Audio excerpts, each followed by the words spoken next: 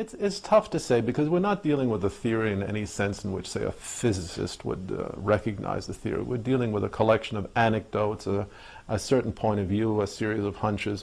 I would say that the most outstanding, the salient points are, first of all, the fossil record, which is simply mystifying. We can't make much sense of the fossil record. It does not sustain any kind of Darwinian prediction that can be intelligently derived from Darwinian theory, and it doesn't seem to sustain anything else as far as I can see. It's a perfectly mystifying record. That's one obvious point. I'm not talking just about the Cambrian explosion. I'm talking about everything that doesn't make a whole lot of sense in the fossil record.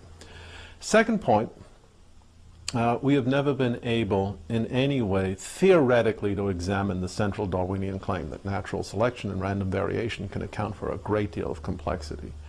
If you look at the history of physics, for example, what did Newton do in the 17th century? He said, well, the planets are being attracted to the sun by a force. It's not any kind of force, it's a inverse square force. And then he went and showed that if you make that assumption, the result will be an orbit that conforms exactly to the observed orbit, say, of the Earth or of Mars. It will be a conic section. And then he proved the converse, that if it's a conic section, the planets must be attracted to a central source by an inverse square law. There is nothing like that in biology, in Darwinian theory. A kind of a canonical demonstration that this mechanism, random variation, natural selection, is adequate to the generation of this level of complexity.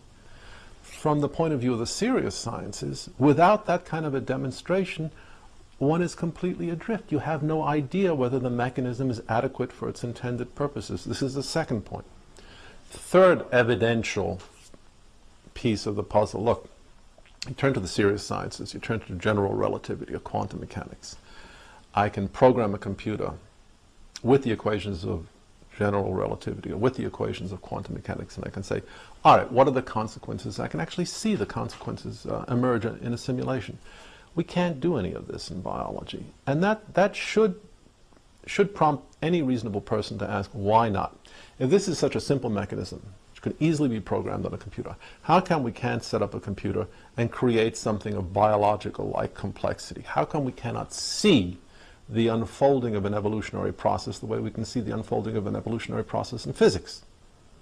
It's a very serious question. I've looked at all the genetic algorithms. I'm trying to write a genetic algorithm myself.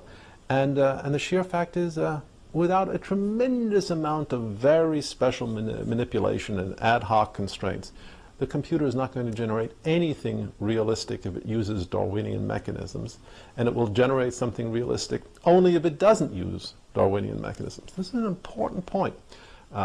50 years after the computer revolution began, we have a splendid tool for assessing the intelligibility and viability of Darwinian theory, and everything that we know, and I think this is the uniform experience of anyone working in genetic algorithms, indicates these mechanisms will not work. They will not work for their intended purposes.